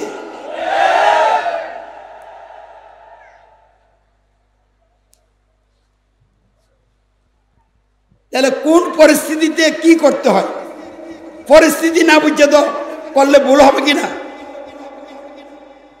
তাহলে ভালো করে বুঝেন বর্তমানে যে পরিস্থিতি, হুসাইন রাদিয়াল্লাহু তাআলা আনহু যে পরিস্থিতিতে এজিদের নেতৃত্বের বিরুদ্ধে বিদ্রোহ করেছিলেন, এই পরিস্থিতি কি পৃথিবীর কোথাও আছে? তাহলে এখন হুসাইনের অনুসারী কইয়া লাঠি সোটা লইয়া মাঠে নামলে এটা কোরআন বিরোধী তৎপরতা হবে।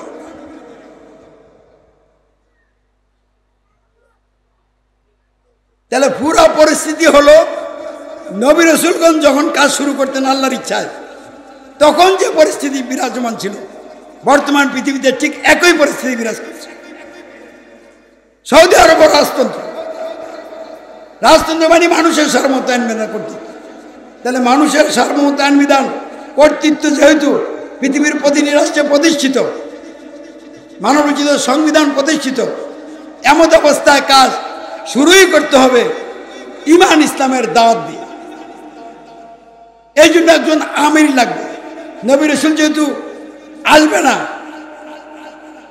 হযরত মুহাম্মদ সাল্লাল্লাহু আলাইহি ওয়াসাল্লাম সর্বোচ্চ নবী রাসূল, তাহলে এখন যুগটা হলো আমিরের যুগ, ইমারতের যুগ। আল্লাহর মনোনীত আমির লাগবে।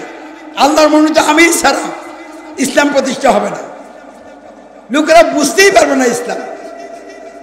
তাহলে আল্লাহ যাকে আমির হিসেবে মনোনীত করবেন তাকে বুঝাই দিবেন সমস্যাটা কোথায়, সমাধান কিভাবে হবে। আল্লাহ মনোনীত করেছিলেন মুফতি আব্দুল জব্বার রাহমাহুল্লাহ, দিনের মধ্যে মুজাহিদ বিপ্লবী নেতা আব্দুল জব্বার সাহেব, উনাকে আল্লাহ বুঝিয়ে দিচ্ছেন আসল ইমান হলো রাব্বুল আলামিন। আর সারা পৃথিবী লা ইলাহা ইল্লাল্লাহর মূল ইমান বানাইছে। আর মূল ইমানকে বাদ দিয়া সার্বভৌমত্ব মানুষের মান্না কুফর এবং শিরকে লিপ্ত হইয়া আল্লাহ ওয়ালা কামেল বনে গেছে। তাহলে এত সব আলেম ওলামা তারা বুঝলো না, বুঝলো কেডায়? মুফতি আব্দুল জব্বার। কে বুঝাইলো? কোনো মাদ্রাসা খানকায়? কারণ পৃথিবী কোথাও তো এরকম বুঝানোর ওস্তাদই নাই। তাহলে ওনাকে কে বুঝাইলো? আল্লাহ বুঝাই দিলেন, কারণ আল্লাহ ওনাকে বাছাই করছেন। তিনি হলেন আল্লাহর মনোনীত একজন আমির। এই জন্য তিনি রসুলের তরিকা আন্দোলন সংগ্রাম চালিয়েছেন এবং তার সাথে চলতে চলতে আমি তার থেকে কোরআন সুন্নাহর জ্ঞান অর্জন করেছি, আন্দোলন করেছি। ওনার ওফাতের পরে আমি পরামর্শের ভিত্তিতে দায়িত্ব গ্রহণ করেছি আমিরের। আমিও আল্লাহর মনোনীত আমির। আল্লাহর মনোনীত আমির এক এলাকার আমির হয় না, দলের আমির হয় না, কোনো গোষ্ঠীর আমির হয় না। ইসলামের দৃষ্টিতে যিনি আমির, আল্লাহর মনোনীত আমির, তিনি সারা দুনিয়ার সকল মানুষের সকল বিষয়ের আমির। এটা হলো ইসলাম। এই জন্য আমি ঘোষণা করেছি যে আমি সারা পৃথিবীর সকল মানুষের সকল বিষয়ের ক্ষেত্রে কোরআন সুন্নাহ ভিত্তিক আমির। এখন কেউ কেউ যদি মনে করেন যে আমির হইতে গেলে অনেক পাণ্ডিত্য অর্জন করতে হবে, তাহলে এইটা একটা জাহিলিয়াত। কারণ আল্লাহর রসুল হওয়ার জন্য অনেক পাণ্ডিত্য অর্জন করা লাগে না। যখন আল্লাহ রসুলের কাছে ইকরা বিসমি রাব্বিকাল্লাযী খলাক এই আয়াত নাজিল হলো, তখন তিনি কি এইটুকুর বাইরে আল্লাহর কালাম কি জানতেন? তাহলে যখন যেটুকু আর সেইটুকু তো তিনি জানতেন। তাহলে তখনও তিনি রাসূলুল্লাহ, আর পুরা কোরআন শিক্ষা যখন কায়েম করে ফেলছেন তখনও কি রাসূলুল্লাহই। রাষ্ট্রীয় ক্ষমতায় আসার পরও রাসূলুল্লাহ, আবার রাষ্ট্রীয় ক্ষমতায় আসার আগেও কি রাসূলুল্লাহ। তো আমির রাষ্ট্রীয় ক্ষমতায় গেলেও আমির, রাষ্ট্রীয় ক্ষমতায় না থাকলেও কি আমির।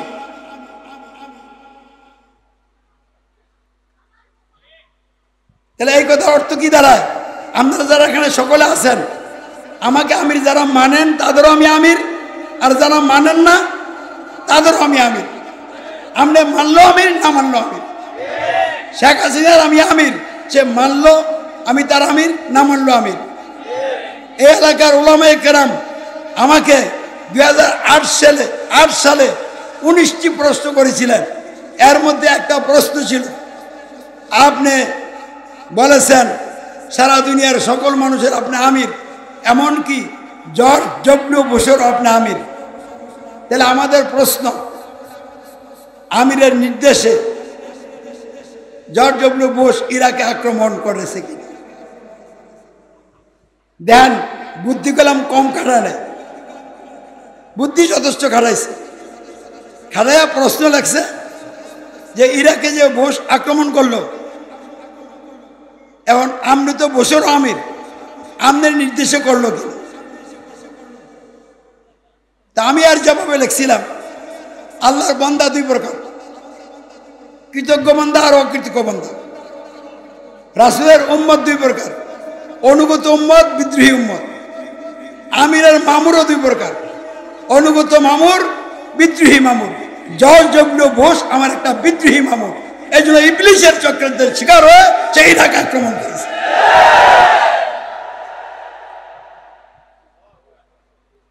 উত্তরের পর আর হুজুররা সামনে আগায় নাই। 19টা প্রশ্নের উত্তর দিয়ে দিছি। এই উত্তর পাওয়ার পরে আর মাঠে তাদেরকে বেশি হইচই করতে শোনা যায় না।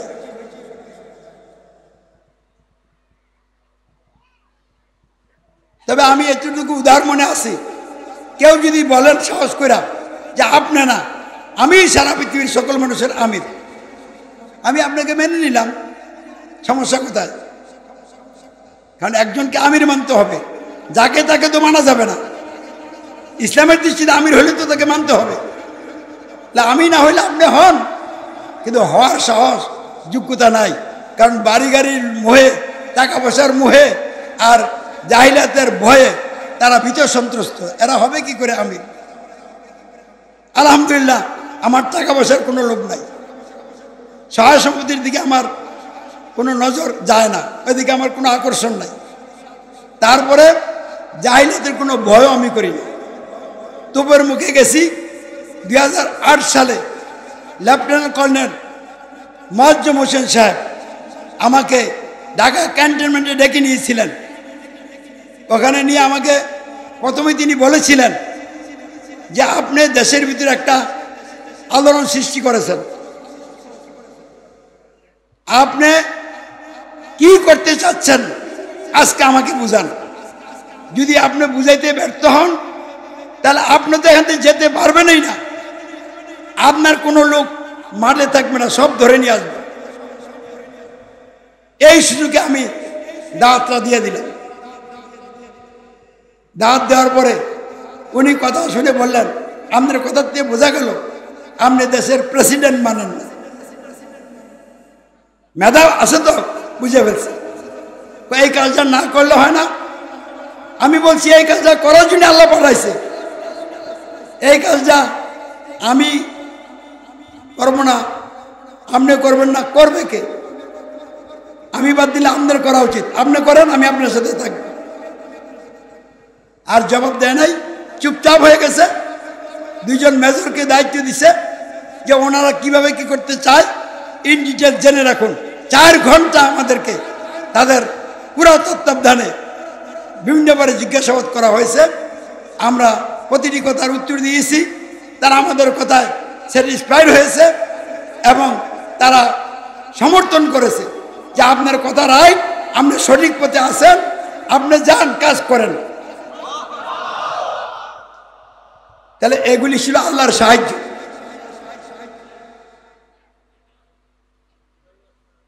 যাক, আর লম্বা না করে আমাদের এখন করণীয় কি?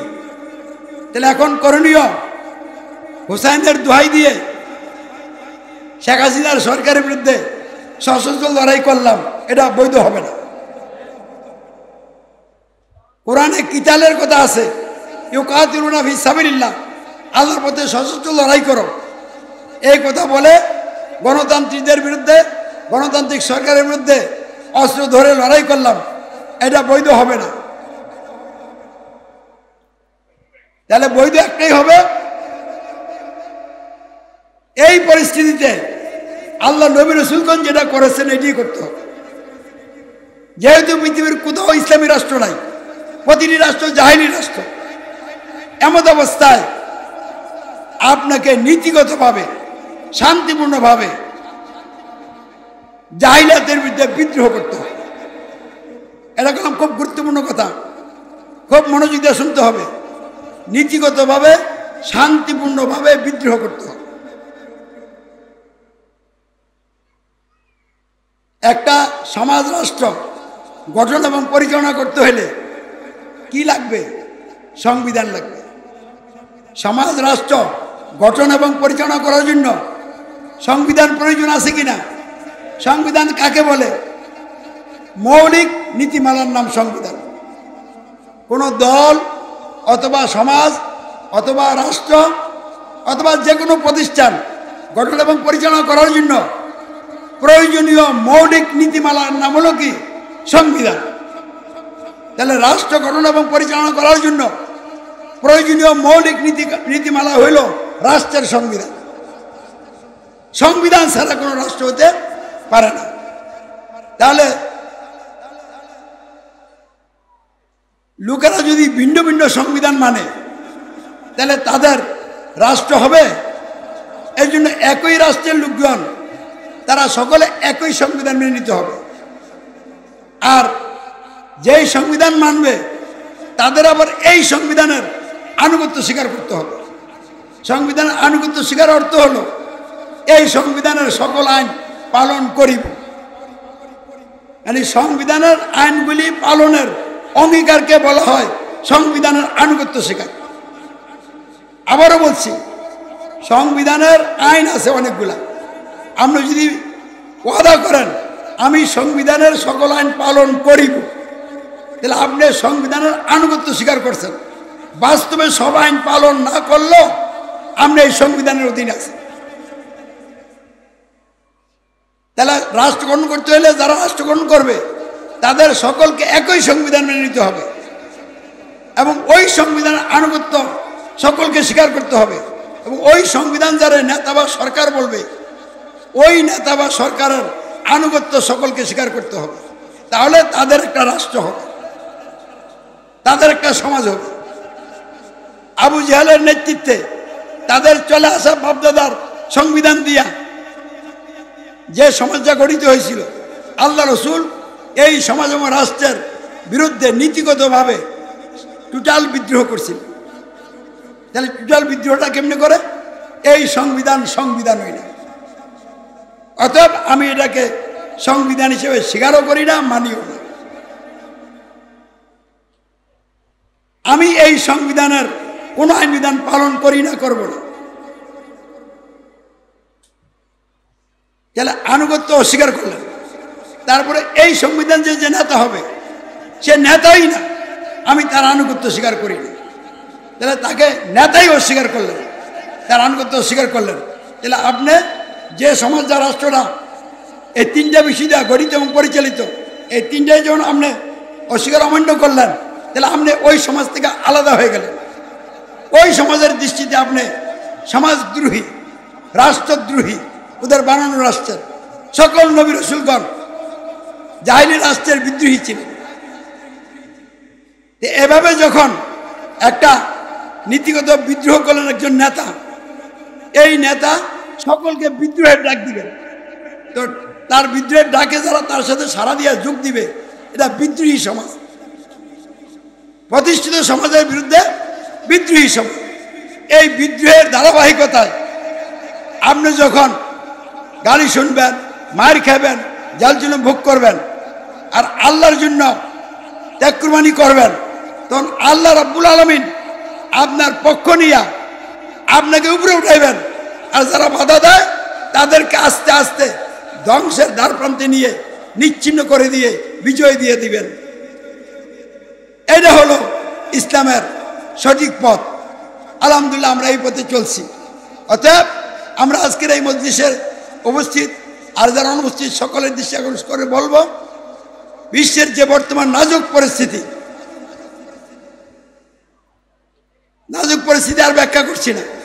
মানবোচিত ব্যবস্থা সারা পৃথিবীতে প্রতিষ্ঠিত, মানুষের ক্ষমতা আইন বিধান কর্তৃত্ব প্রতিষ্ঠিত, মানুষের তৈরি আইন বিধানের আনুগত্য প্রতিষ্ঠিত, মানুষের তৈরি আইনের ধারকগণ নেতা চিবা সরকারের আনুগত্য প্রতিষ্ঠিত, যার কারণে আল্লাহর আযাব গজব সারা পৃথিবীর মানুষকে গ্রাস করে ফেলেছে।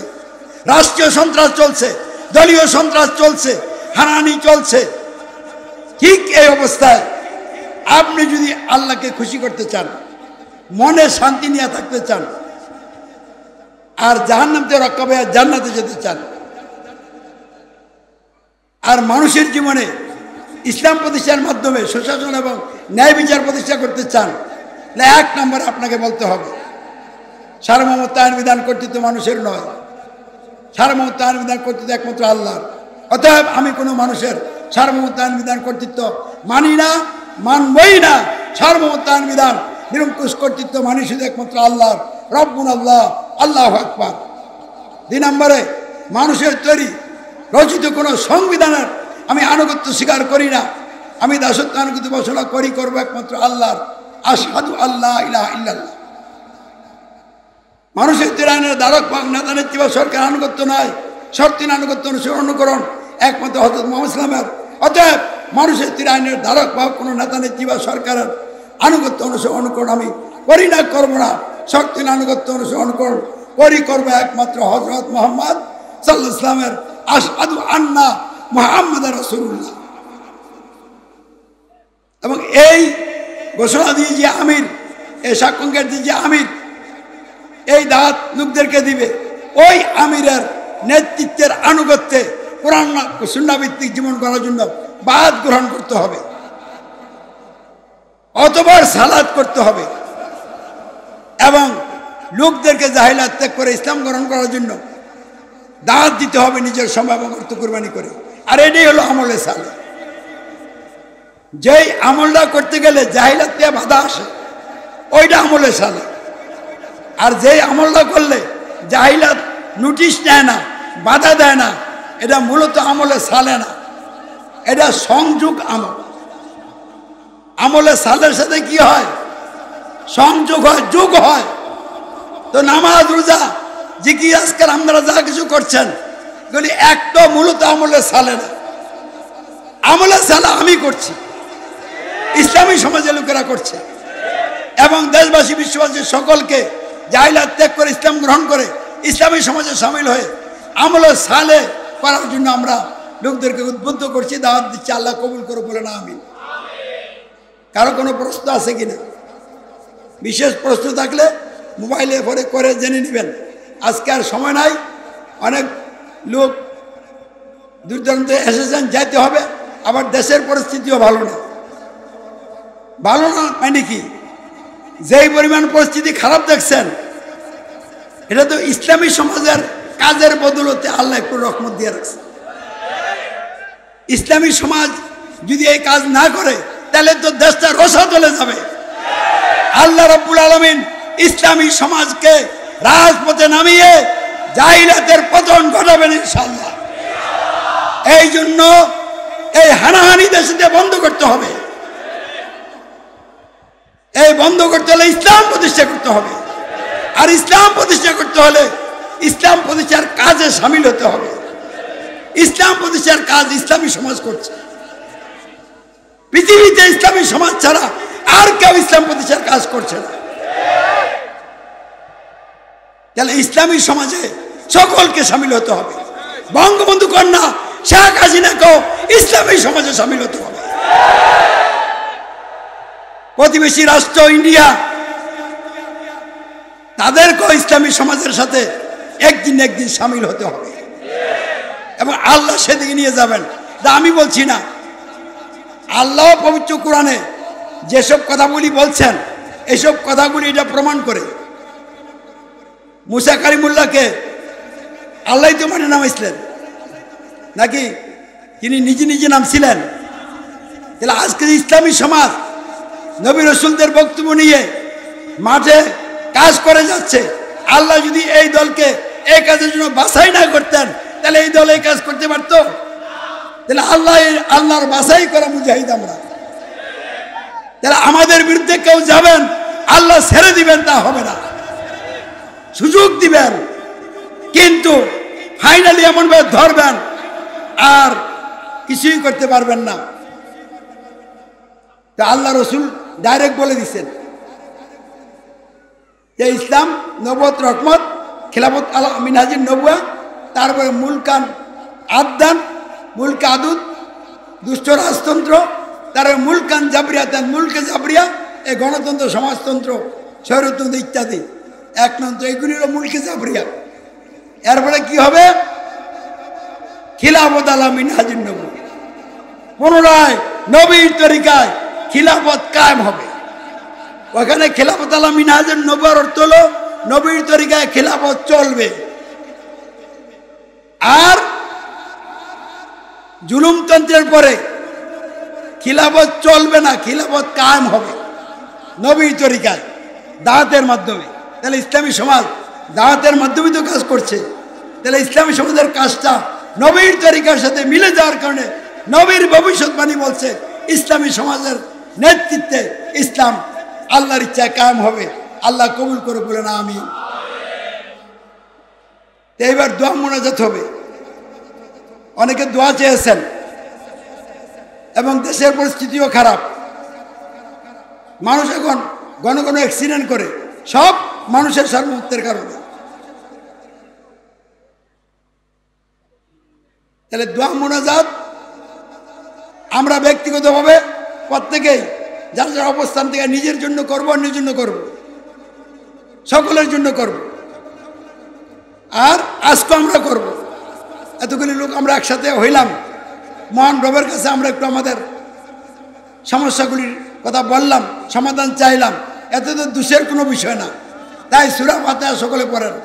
আউযু বিল্লাহি মিনাশ শাইতানির রাজিম, বিসমিল্লাহির রহমানির রহিম, আলহামদুলিল্লাহি রাব্বিল আলামিন, আর রহমানির রহিম, মালিকি ইয়াউমিদ্দিন, ইয়্যাকা না'বুদু ওয়া ইয়্যাকা নাস্তাঈন, ইহদিনাস সিরাতাল মুস্তাকিম, সিরাতাল লাযীনা আন'আমতা আলাইহিম গায়রিল মাগদুবি আলাইহিম ওয়ালাদ-দাল্লিন, আমিন, আল্লাহুম্মা আমিন। রব্বানা যালামনা আনফুসানা ওয়া ইল্লাম তাগফির লানা ওয়া তারহামনা লানাকুনান্না মিনাল খাসিরিন। রব্বুল আলামিন, আমরা নিজেদের জীবনে বহু জুলুম করে ফেলেছি গুনাহের মাধ্যমে। আমাদের জীবনের সকল গুনাহগুলি মাফ করে দিন। সকল প্রকার ক্ষতি থেকে আমাদেরকে রক্ষা করুন। আমাদের জানমাল হেফাজত করুন। রুজি রোজগারে বরকত দান করুন। সকল সমস্যার সমাধান দান করুন। যারা অসুস্থ তাদেরকে সুস্থ করিয়া দিন। অনেকে দোয়া চেয়েছেন, সকলের নিয়তি হাসানাগুলি পূরণ করিয়া দিন। সকলকে আপনার ইচ্ছার অনুকূলে বন্দী করুন। ইমানের উপরে প্রতিষ্ঠিত করুন। শিরক কবর দিয়ে মুক্ত করুন, মুক্ত রাখুন। খালেস তৌহিদের ভিত্তিতে সহি আমল করার তৌফিক দান করুন। সকল আমলগুলি কবুল করে নাজাতের উসিলা বানিয়ে দিন। রাসূল কারীমের শাফাআত নসিব করে দিন। আদি পিতা আদম আলাইহিস সালাম থেকে শুরু করা যায় মুনাজাত পর্যন্ত যত ইমানদার মুসলিম ভাই বোন কবরে শাহিদ, প্রত্যেকের কবরকে জান্নাতের বাগান বানিয়ে দিন। হিসাব নিকাশ সহজভাবে গ্রহণ করে জান্নাতি মেহমান হিসেবে কবুল করে রাসূলের সাথে জান্নাতে জায়গা করিয়ে দিন রব্বুল আলামিন। রব্বুল আলামিন, কার কি সমস্যা আপনার জানা আছে? সকলের সকল সমস্যার ব্যাপারে আপনার কাছে সমাধান চাই। মেহেরবানি করে আপনি সমাধান দান করুন রব্বুল আলামিন। সকলের সকল অভাব দূর করিয়া দিন রব্বুল আলামিন। যারা ঋণগ্রস্ত তাদের ঋণ মুক্ত করিয়া দিন। প্রতিদিন মানুষ অসুস্থ হয়ে যাচ্ছে, হঠাৎ করে বিপদে পড়ে যাচ্ছে। সকলের সকল বিপদ একমাত্র আপনার ইচ্ছাই আসতেছে। আপনি মেহেরবানি করিয়া সকলকে হেদায়েত দান করুন। সকল বিপদ আপদ আযাব গজব থেকে রক্ষা করুন। ঈমানের উপরে সকলকে প্রতিষ্ঠিত করুন। আজকের এই বার্ষিক মাহফিলকে কবুল মঞ্জুর করুন এবং সারা দেশে এই মাহফিলের চেতনা আপনি ছড়াইয়া দিন রব্বুল আলামিন। এখন থেকে ধারাবাহিক কর্মসূচি চলবে আপনার দিন প্রতিষ্ঠার লক্ষ্যে। আমাদের কর্মসূচিকে আপনি কবুল করুন এবং প্রয়োজনীয় লোকজন এবং অর্থের ব্যবস্থা করে দিন।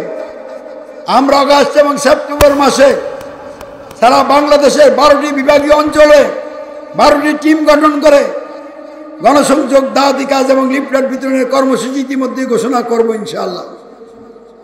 আমরা নারায়ণগঞ্জ 3টি সমাবেশ করার ইচ্ছা পোষণ করছি। মেহেরবানি করে আপনি কবুল করুন। এবং গাজীপুর আমরা সমাবেশ করে এর পরের দিন থেকে প্রেস ক্লাব অভিমুখে 2 দিন ব্যাপী শান্তিপূর্ণ গণজাগরণ যাত্রা কর্মসূচি পালন করার ইচ্ছা নিয়েছি, পরিকল্পনা নিয়েছি। আপনি কবুল করুন রব্বুল আলামিন। যথাসময়ে কর্মসূচি রাজপথে ঘোষণা করা হবে। আপনি আমাদেরকে সাহায্য করুন। আপনি আমাদেরকে আপনার ইচ্ছার অনুকূলে বন্দী করে আপনার মুজাহিদ হিসেবে কবুল করে দিন প্রতিষ্ঠার অগ্রগামী মুজাহিদ হওয়ার তৌফিক এবং যোগ্যতা দান করুন রব্বুল আলামিন। এই মাহফিলকে সফল করার জন্য যারা সময় দিয়েছেন, অর্থ দিয়েছেন, তাদের এই সময় অর্থ আপনার সন্তুষ্টির লোকে কবুল মঞ্জুর করুন। আমরা ঋণ করে এই কাজ করেছি তোমার উপর ভরসা করে। ঋণ পরিশোধ করার দায়িত্ব আমরা তোমার উপরেই দিয়ে দিলাম। ভাই বন্ধু যারা আছেন তাদের মধ্যে তুমি চেতনা সৃষ্টি করো। তোমার দিনের কাছে তারা যেন বেশি বেশি খরচ করতে পারে সেই তৌফিক দান করো। আজকে যারা এই মাহফিলের জন্য নিয়ত করে এনেছেন বা এখন নিয়ত করেছেন, সেই টাকা পয়সাগুলি আমাদের তহবিলে আনার সুব্যবস্থা করিয়ে দিন রব্বুল আলামিন। আমাদের আয়োজনে বরকত নাজিল করো। আমাদের তাবারুক যেন প্রতিটি মানুষ শান্তিপূর্ণভাবে খাইতে পারে সেই ব্যবস্থা তুমি করিয়ে দিও রব্বুল আলামিন। রব্বুল আলামিন, মুনাজাত ছাড়তে ইচ্ছা হয় না, কিন্তু তুমি তো আমাদের মনের আবেগ জানো, বুঝো। সেটা খেয়াল করে তুমি আমাদেরকে তোমার দিনের জন্য খালেস করো, মুখলেস করো, কবুল করো। রব্বানা তাকাব্বাল মিন্না বিহাক্কি রাব্বুনাল্লাহ। আল্লাহু আকবার। আশহাদু আল্লা ইলাহা ইল্লাল্লাহ ওয়া আশহাদু আন্না মুহাম্মাদার রাসূলুল্লাহ সাল্লাল্লাহু আলাইহি সাল্লাম বিরহমাতিকা ইয়া আরহামার রাহিমিন। আসসালামু আলাইকুম ওয়া রাহমাতুল্লাহ।